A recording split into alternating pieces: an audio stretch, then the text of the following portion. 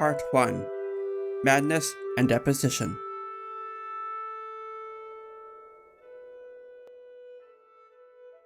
For more than half a century, the kingdoms of England and France had been fighting the Hundred-Year War. It began in 1337, when King Edward III of England claimed the French throne. The English won early victories, but both sides grew tired, agreeing in 1360 that England would keep the region of Aquitaine in southern France. After a short peace, fighting started again under King Charles V of France. He avoided big battles, allowing the English to wither away in French fields when they invaded. Edward III died in 1337, and his grandson Richard II became king. Charles V died in 1380, leaving the throne to his son Charles VI. When both rulers came of age, they agreed to a truce at Ludingham in 1389, hoping for lasting peace. Yet for a year, England delayed the peace.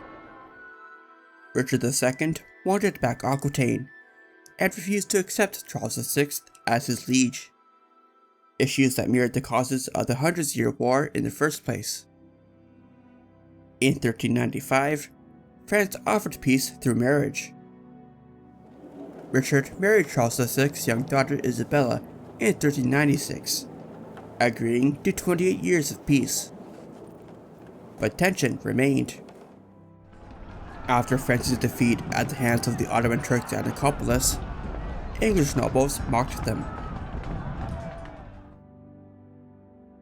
Richard's rule turned harsh. During his minority, a group of disgruntled nobles called the Lords of Pillant had killed or exiled some of his favorite advisors. Richard never forgave the Lords of Pillant, and a decade later took revenge. In 1387, he arrested and killed his old rivals, gave lands to a small circle of friends, and ignored Parliament. When Richard seized the inheritance of his uncle, John of Gaunt, destined for his son Henry Bolingbroke, Bolingbroke invaded England in 1399.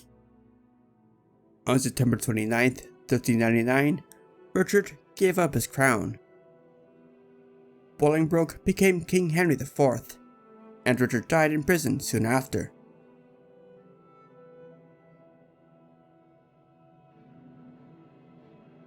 In 1392, men tried to kill Olivier de Clisson, the Constable of France, in Paris.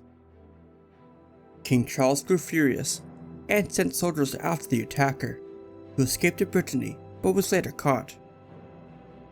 Many at court thought the Duke of Brittany helped the attacker, though no proof was found. Clisson urged the king to punish Brittany anyways. In July, Charles gathered his army. On August 5th, while marching to the forest near Le Mans, a man rushed out, grabbed the king's horse, and shouted that they were doomed.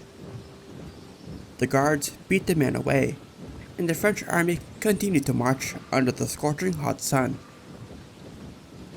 As they were thus riding, the chronicler Foussard writes, "The pages, who were but children, grew negligent of themselves and their horses, and the one who bore the lance fell asleep, and, forgetful of what he had in his hand, let it fall on the casque of the page before him, which made both the lance and casque ring loudly." The king, being so near, was startled and shuddered, for he had in his mind the words the wise man or fool had spoken when he seized his horse's reins in the forest of Mans, and fancied a host of enemies were come to slay him. In this distraction of mind, he drew his sword and advanced on the pages, for his senses were quite gone, and imagined himself surrounded by enemies, giving blows of his sword, indifferent on whom they fell, and bawled out, "Advance, advance on these traitors." Charles was eventually restrained, but was never the same again. While the King of France spent his remaining years watering his palaces in confusion, his uncle, Duke Philip of Burgundy, took control of the government. Charles's brother, Duke Louis of Orléans, also became rich and ambitious. When Philip died in 1404, his son John blamed Louis for greed and heavy taxes. The two nearly fought before peace was made at Charenton in October 1405. But it was too late. France was already sliding towards civil war.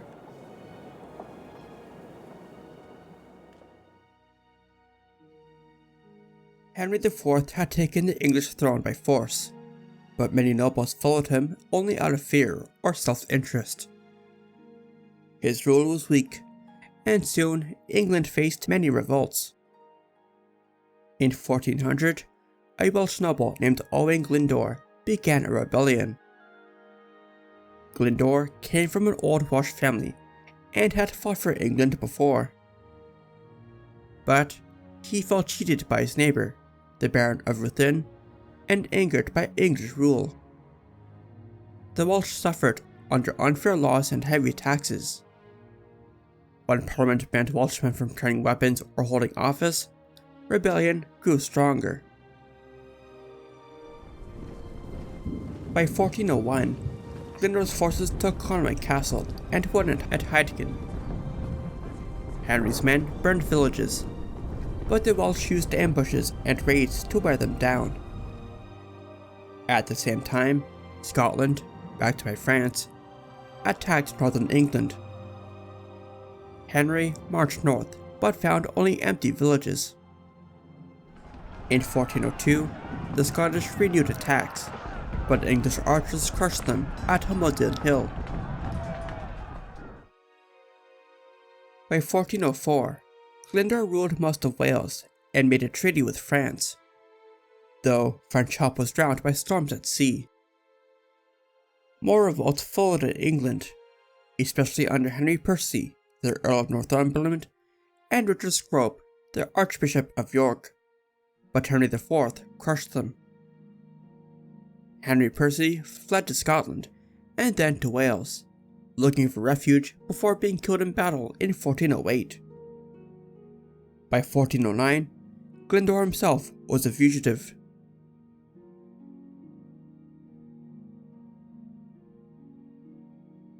On a cold night in November 1407, Duke Louis of Orléans was riding through the streets of Paris until men hired by John of Burgundy attacked and killed him.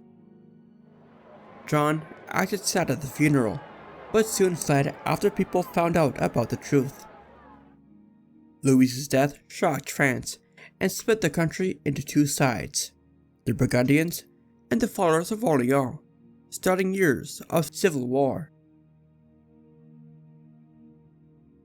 John took control of Paris and the weak King Charles. He filled top jobs with his allies and used the young heir, the Dauphin Louis, as a puppet. He grew rich and powerful, but made many nobles hate him. By 1410, his enemies united as the Armagnacs, led by Louis's son, Charles of Orléans, and his father-in-law, Count Bernard of Armagnac. Both sides fought around Paris, but soon ran out of money and food. A short peace of Bicêtre failed, and war returned. In England, Henry stayed careful and watched from afar, but his son and heir, Prince Henry, wanted war. The Armagnacs offered land for help, while Burgundy promised trade. In 1411, English troops helped Burgundy, breaking the Armagnac siege of Paris. Afterwards, John ruled most of northern France as Charles's regent. He taxed harshly, angering many. When he tried to push reforms in 1413, riots broke out in Paris, led by a mob of butchers and radicals called Cabotians. They ruled the city by fear, until the Dauphin and nobles returned to crush them. John fled, and the Armagnacs took power. France was quiet for the moment, but it was poor, broken, and now an inviting opportunity for the English.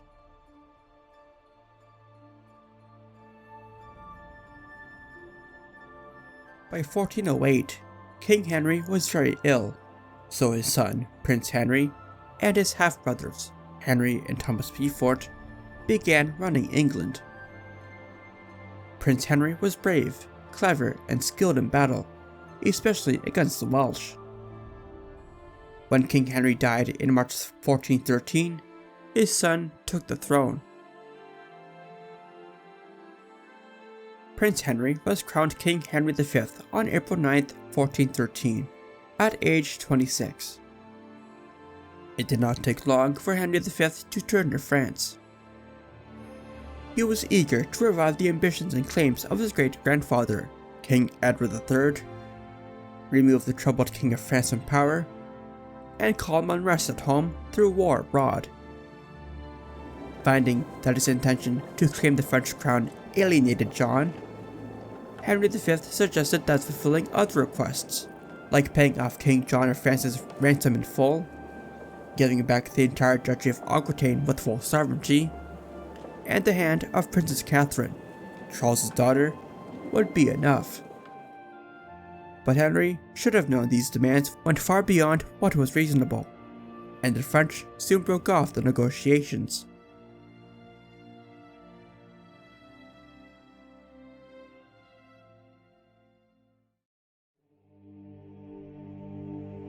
Part 2. Once more unto the breach.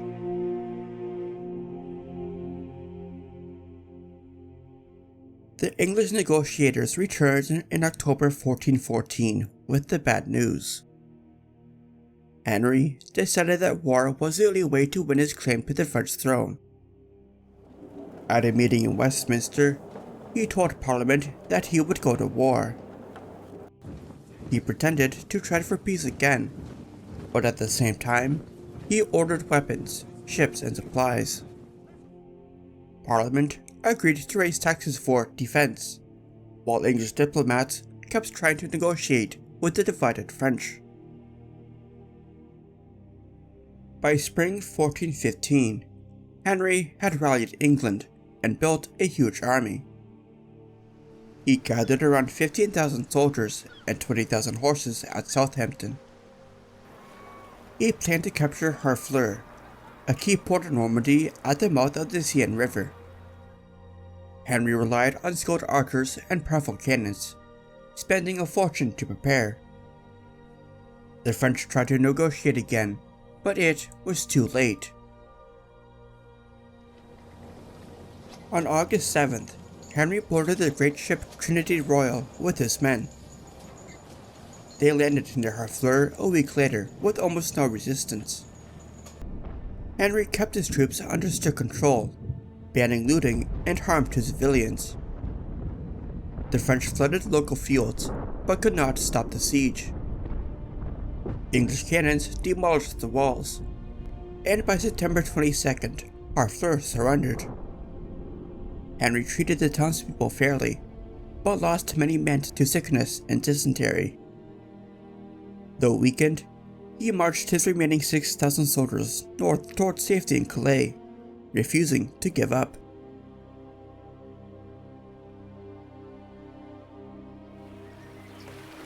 The French army waited by the Seine, as the Dauphin Louis feared that Duke John might attack Paris, since no one knew where John's loyalty lay. John built his own army, raided French towns, and demanded rewards. He refused to help, unless he could lead his men himself, and some people even thought he might side with the English. Meanwhile, Henry moved quickly toward Calais, but found rivers and broken bridges in his way. After several days, he found shallow crossings at Nel near the Somme River and led his army safely over. The French army, with 14,000 men, met the English near Agincourt on October 25, 1415. the French stood close together in a muddy, narrow field between two forests. Henry's smaller army stood ready, with archers on the sides and sharp stakes to stop enemy horses. The battle began with the English archers firing volleys of arrows. The French knights charged, but got stuck in mud and confusion. Horses panicked, and soldiers fell over each other in their packed formations.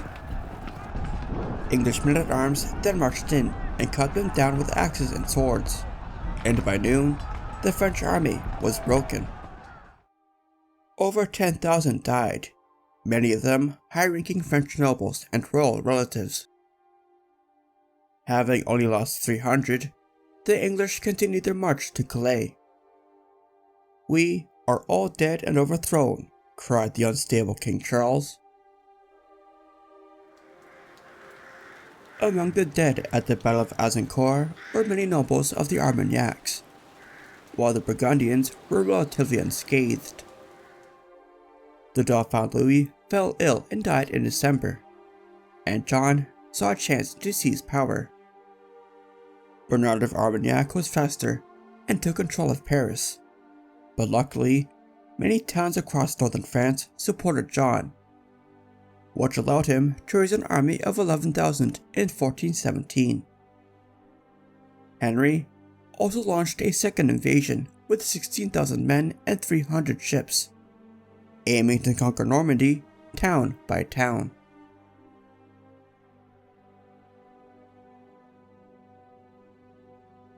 In August 1417, Henry landed his army near the River Toux in Normandy, not far from Harfleur. He had planned to invade through Harfleur once again, but changed his plan because his soldiers needed food. The lands of western Normandy and the Cotentin Peninsula could feed them better. By mid-August, Henry marched on Caen, a rich city in western Normandy. After hard fighting, the city fell on September 20th. Henry set up English rule in the area, where his strong control and fair treatment of the local population helped him take most of western Normandy. In the summer of 1418, Henry gunned for Rouen, the largest city in Normandy. Rouen had strong walls but little food. Henry surrounded it and blocked supplies until hunger set in. By winter, the Rouennais were eating horses, cats, and rats, eventually surrendering in January 1419. Before long, the English held almost all of Normandy and stood near Paris. Henry ruled Normandy as its duke, not just as its conqueror. He kept most French officials in their places, but made landowners swear loyalty or lose their property. He gave the lands of those who fled to his soldiers, and used local taxes to pay his army. English rule brought peace and order, while the rest of France sank deeper into war and chaos, which by the time Rouen fell, had gotten magnitudes worse.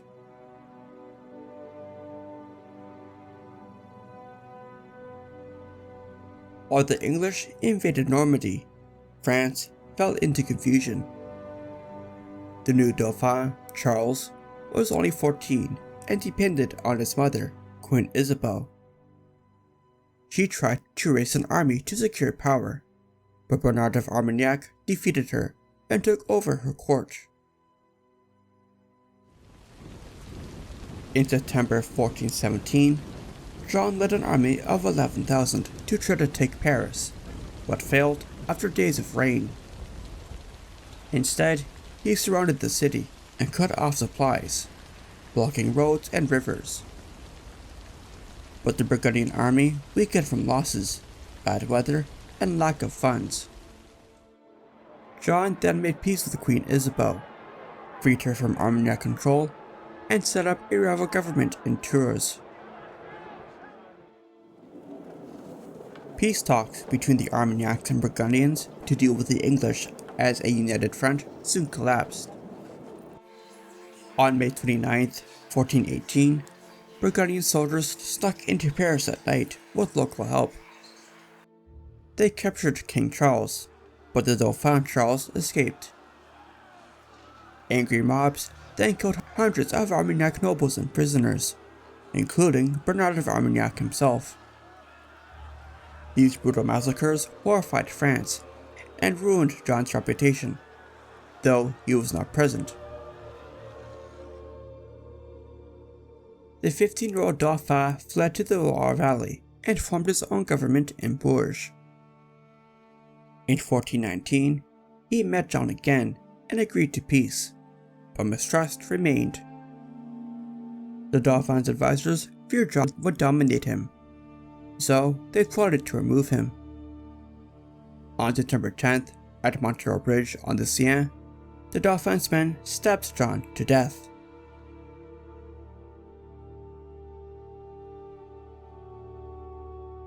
John's assassination left a power gap.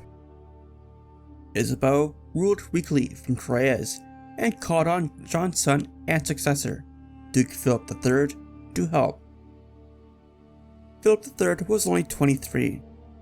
He was clever, liked luxury, but cared more about ruling his rich lands in Flanders and Artois rather than focusing on France.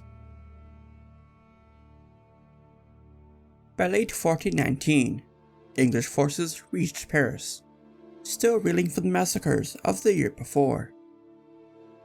Food ran out, spirits fell, and Philip III allied with the English, hoping to end France's civil war. On May 21st, 1420, the Treaty of Troyes was signed. Henry was made heir to the French throne and husband to Princess Catherine. The Dauphin Charles was disinherited.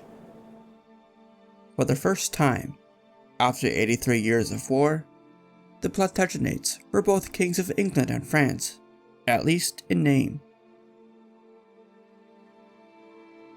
Although Henry was now the de facto ruler of France, he did not exercise full control of the entire kingdom. The Treaty of Troyes split France in two, the Anglo-Burgundians in the north and the Dauphin in the south. In June 1420, Henry and Philip marched from Troyes and besieged Melun, a strong fortress south of Paris. After 4 months of bombardment, hunger, and disease, Melun fell in November.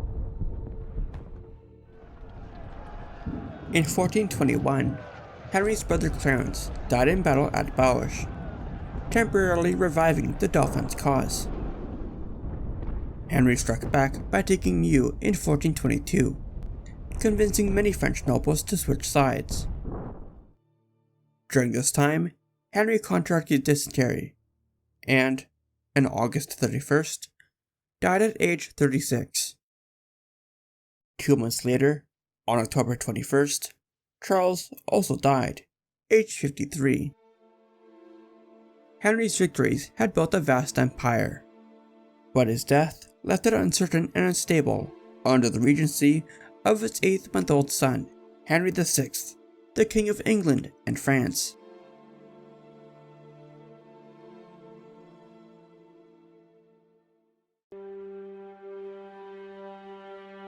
Part 3. The MAID of Orléans.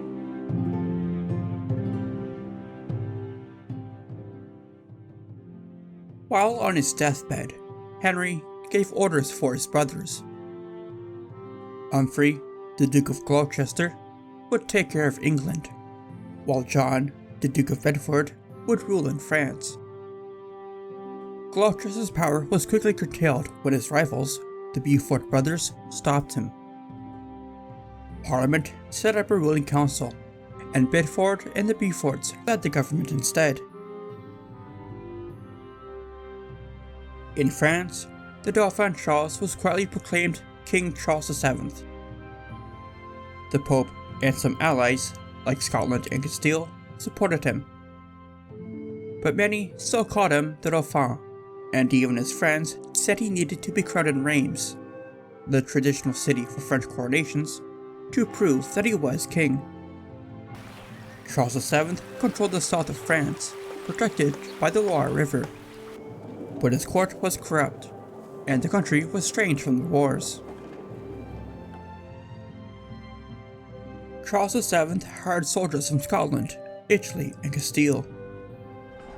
In 1423, the Scots fought at Grevant, near Burgundy, while were trapped and crushed by English and Burgundian troops. Thousands died. Even so, Charles rebuilt his defenses and raised taxes to pay for better soldiers.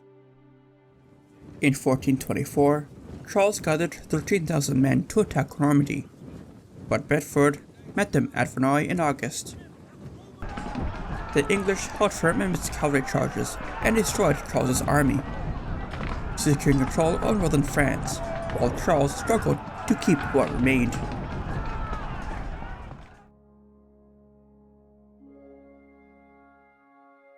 The alliance between England and Burgundy weakened when Gloucester and his wife, Jacqueline of Bavaria, landed at Calais to reclaim her lands in Hainaut, an area now in southern Belgium and northern France that was under the control of Duke Philip. By late 1424, the people of Hainaut accepted Jacqueline and Gloucester as their rulers, but their fortunes turned in mid-1425 when Gloucester lost both his army support and his love for Jacqueline. Her cause failed, and the conflict badly strained England's friendship with Burgundy. Philip began turning toward peace with Charles. While this happened, Bedford worked to expand English control in France. In 1427, the English besieged Montargis, a town loyal to Charles. That September, a surprise French attack killed hundreds of English soldiers and forced them to leave their artillery behind. Still, the English, led by Thomas Montcalm, their Earl of Salisbury, pushed through the region of Beauce and surrounded the key city of Orléans on the Loire River. French officials worried that once Orléans fell, so too would the rest of France. Orléans has strong defenses, with deep moats and many towers. Salisbury attacked in October 1428 with 4,000 men, capturing Les Tourelles fortress, but a cannonball killed them soon after. The English then tried to starve the city into surrender, yet their forces grew weak. The Burgundians held back their forces, while failed French ambushes on English supplies, like at the Battle of the Herrings, worsened morale on both sides.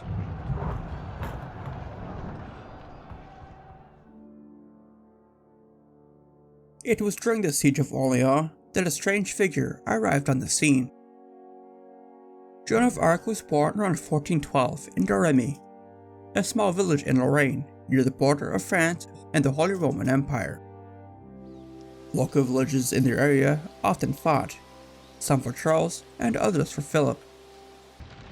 When Joan was young, her village was burnt, and she saw war and death up close for the first time. These events made her loyal to Charles and his cause. At 13, Joan said she heard voices from God. They comforted her at first, then told her to help save France and see Charles crowned king at Reims. Many people during this time believed such visions could be real, and France's struggles made them think God was punishing the land. Joan's faith and courage made her seem like a possible savior in these desperate times. Her confidence impressed Charles, so at 17, Joan joined an army sent to free Orléans. She carried a banner instead of a weapon to inspire soldiers with faith. The reinvigorated French troops took stronghold after stronghold, with their momentum showing no signs of slowing down. By May 8, 1429, the English gave up Orléans. Afterwards, Joan urged Charles to go to Reims for his coronation.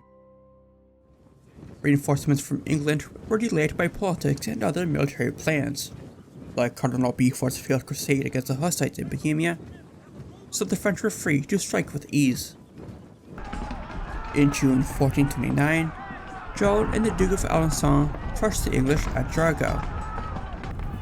When the English tried to regroup north of Orléans, French cavalry struck at Patay before the English could form up, killing and capturing thousands.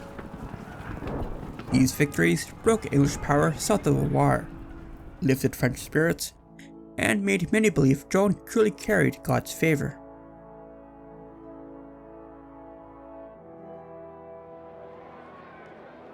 In June 1429, about 6,000 French soldiers gathered near Yale to march toward Reims. Many lacked armor, horses, or supplies, but Joan's courage gave them hope. They moved through Champagne, and most towns of the region opened their gates. Only Troyes resisted. When the French started building siege works, Troyes gave up on July 10th without a fight. On July 17th, Charles was crowned King of France in Reims Cathedral, with Joan standing beside him, holding her banner. The ceremony, done overnight, lasted 5 hours and changed everything. English confidence collapsed, and towns across France began to support Charles. Even Philip made a truce for 2 weeks.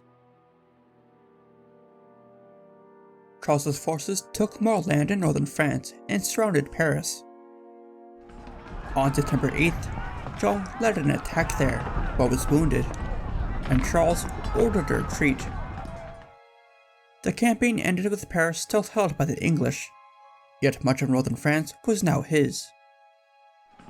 In 1430, Joan joined the defense of Compiègne, but was captured by the Burgundians. She was later tried in Rouen for her religious visions and military actions. On May 30th, 1431, she was burned at the stake, praying until the end.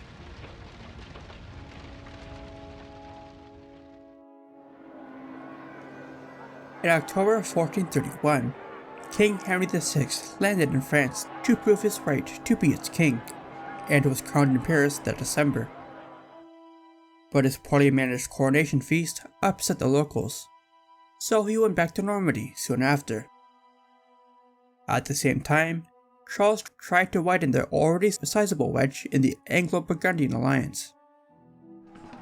When a succession dispute in Lorraine led to the pro-Burgundian side winning the Battle of Bolingbroke in July, Philip negotiated a 6-year truce with the French. England's position grew worse. The Duke of Bedford lacked money and raised taxes in Normandy. Angry peasants in Calais rose in 1432 and marched on Caen. Philip watched it happen, doing nothing to help his English allies. Philip saw himself as a French prince first and an English ally second. He knew Charles wanted Paris next, so he planned to change sides when it would help him most. By 1434, Philip offered to arrange peace between England and France. England resisted the idea, but could not afford to lose him. In 1435, Philip invited English delegates to Arras. At the conference, France demanded that Henry drop his claim to the French crown. England refused and left. Bedford then died in September, and 3 weeks later, Philip made peace with Charles. England lost its strongest ally, and Philip gained both power and honor.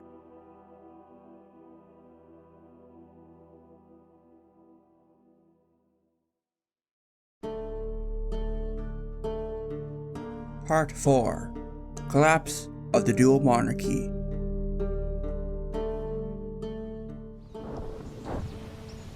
Once the Treaty of Arras was signed, it did not take long before French forces took Dieppe, Vichy, and Harfleur in Normandy. Peasant revolts spread across the province, joining the French cause. English reports warned of more French attacks, so Parliament sent a new army under Richard, the young Duke of York. the crown had to borrow heavily from Cardinal Beaufort and London merchants to keep the army paid. While French troops and peasants seized eastern Normandy, English rule collapsed in Paris as bridges were blocked, food ran short, and soldiers went unpaid. On April 12, 1436, French troops entered the city almost unopposed. The people rose against the English, who fled to the Bastille or back to England. The English grip over France was loosening. Meanwhile, Philip prepared to attack Calais in July. He gathered a large army and artillery, but Calais was well defended. Flooded fields and strong walls made the siege hopeless. Flemish troops refused to fight, and the Burgundian army eventually broke apart. Afterwards, the English under Gloucester counterattacked from Calais, burning Flemish towns and humiliating Philip.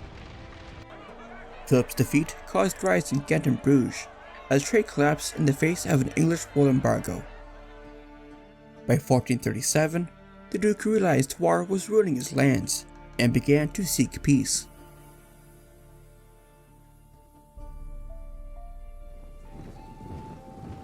The English army in Normandy, led by the Duke of York and his skilled commander, Sir John Talbot, won back a few castles and towns, but could not change the war's direction.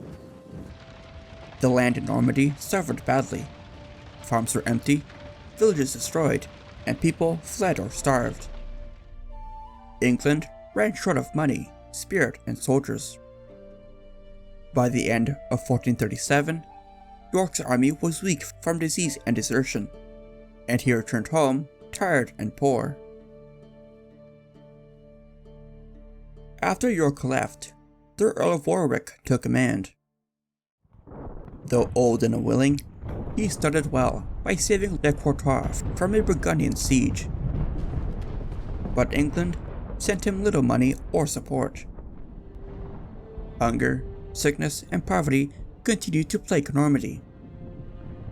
Much like in York's case, Warwick's soldiers deserted, and some forts were even sold to the enemy. Meanwhile, Charles rebuilt his army and fixed his finances. He reintroduced taxes across France and curbed corruption, which angered many nobles who lost power, like the Dukes of Bourbon and Alençon. These nobles paid armed gangs called Huguenots, or flayers, who looted the French countryside to pressure Charles. Henry VI's council tried to cause trouble in France by using Charles of Orléans, a long-time prisoner who had been in English captivity since Agincourt. Bourbon and Alençon saw Orléans as the perfect leader for their cause. But Charles uncovered Bourbon's plot and crushed it. Still, in 1440, French nobles rebelled again in the Praguerie. Even the Dauphin, the future Louis XI, joined them. Charles acted fast, defeated the rebels in the summer, and forced them to surrender.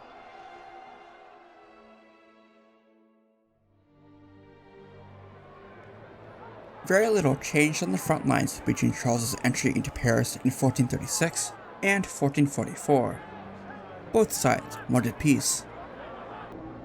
In 1444, English and French leaders met in Tours to talk about ending the fighting. They could not agree on a peace, but they did make a truce on May 28th and planned a royal marriage. Henry married Margaret of Anjou, a niece of Charles. The marriage brought joy to both nations, and people hoped the war was over. Soon, talks turned to the county of Maine, located between Normandy and Anjou. Under pressure from France and Queen Margaret, Henry secretly promised to give Maine back to the French. When this deal became known in 1446, people in England and Normandy were furious. The Duke of Gloucester spoke against the deal, and was rumored to be plotting to overthrow Henry. So he was arrested and later found dead under mysterious circumstances. The dispute ended in March 1448, when France sent 6,000 soldiers to enforce the agreement and take over Maine. Meanwhile, Charles used this period to strengthen France's military. After 30 years of war, the Treaty of Tours made many soldiers unemployed. These usurers threatened to pillage France in lieu of pay, a problem that also plagued France when their war with the English ended in 1360. To stop this, Charles formed a new professional standing army of 7,200 men, called the Compagnie d'Orléans, the first of its kind in Western Europe. He also improved French cannons with the help of Jean and Gaspard Biot, whose new, more powerful gunpowder and artillery designs made France stronger than ever.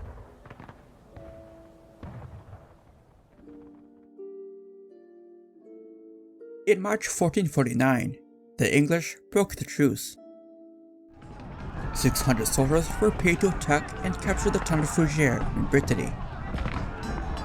They looted it and built a garrison there.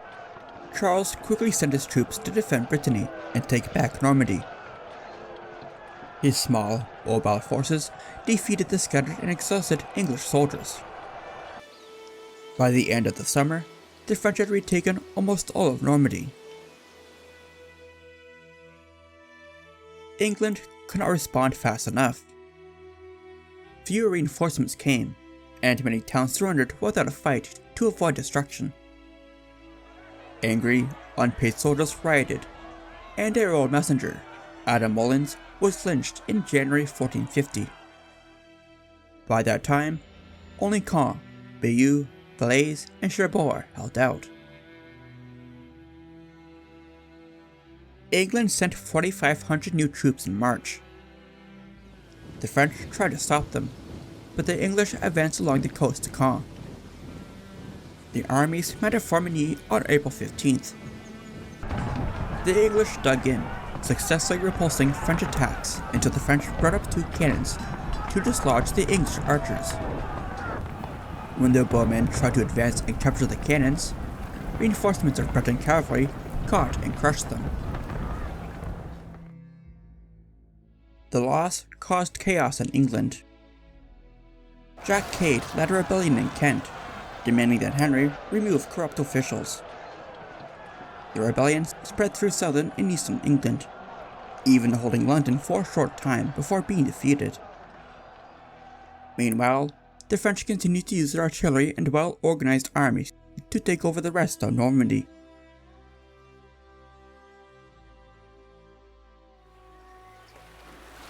Unlike Normandy, the region of Gascony in southwestern France had been untouched by war.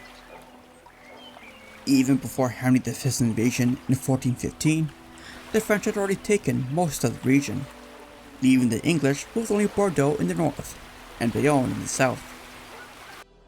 Gascony had been English for so long that people there still felt loyal to England, fearing the high taxes and strict rule of the French monarchy.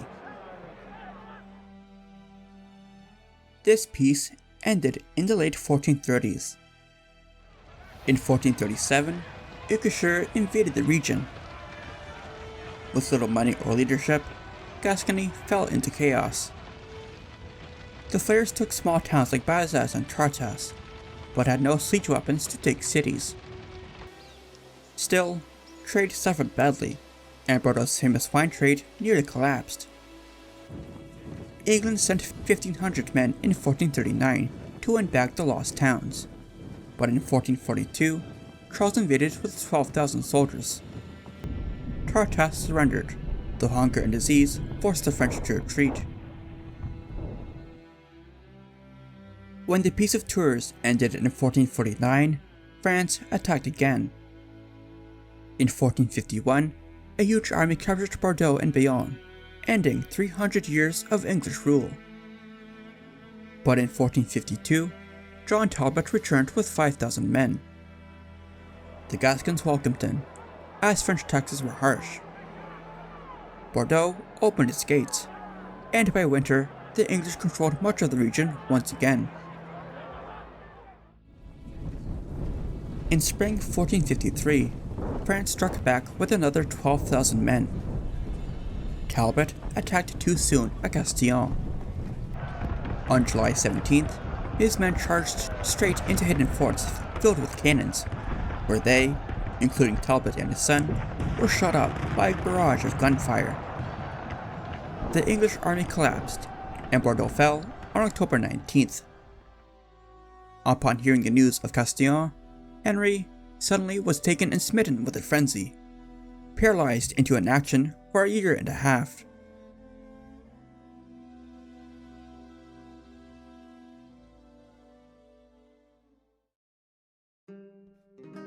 With the Battle of Castillon and the fall of Bordeaux, the 116-year-long Hundred Years' War between England and France was at an end.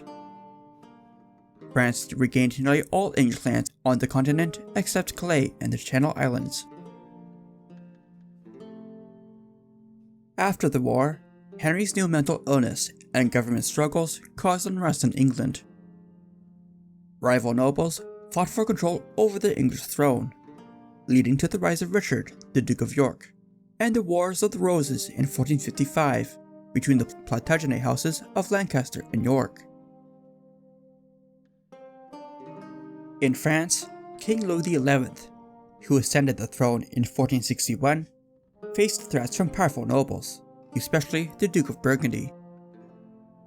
In 1461, Philip's son and successor Charles became Duke of Burgundy and married the sister of England's King Edward IV, forming a new Anglo-Burgundian alliance. When Edward IV invaded France in 1475 to support Burgundy, he quickly made peace in exchange for a yearly pension. The Treaty of Picquigny, on August 29th, formally and officially ended the Hundred Years' War. In the long run, England began to grow a sense of identity and nationalism. The English started to see themselves as an island nation, brave and honest, standing apart from the French, whom they viewed as proud and deceitful. But England had lost the war and made many sacrifices trying to win it. Over a period of 120 years, the crown collected more than £8 million sterling in taxes, funding a war that sent thousands of workers from their farms and trades abroad. Trade, particularly in wool and cloth, suffered due to blockades and piracy. England grew poorer, and the Wars of the Roses would not do much to help. The war also gave France their own sense of national unity. Religion and history merged to show the French king as chosen by God and tied to the land of France itself. Writers and priests praised him as the protector of France, and festivals celebrated his victories as divine acts. The French kings used the war to strengthen their rule. During the war, they began collecting taxes directly from the people without their consent through the taille, a direct tax on people, and aides, sales taxes, which became permanent fixtures of French royal income. Even in the face of calls to reduce it, French kings imposed taxes whenever needed, beginning a trend of centralization and absolute monarchy in France. With these funds, they built strong professional armies, so large that no noble could challenge the French king without foreign aid. As time went on, England continued to claim the title King of France, but everyone knew that it meant nothing. English monarchs such as Henry VIII invaded France multiple times throughout the 1500s, often asserting their authority as kings of France before being bought off. These sorts of wars mostly ended in 1558, when France captured Calais, England's last French possession. The title King of France stayed on English documents until 1803, when King George III quietly dropped the French fleur-de-lis from his coat of arms, ending a claim that had lasted for centuries.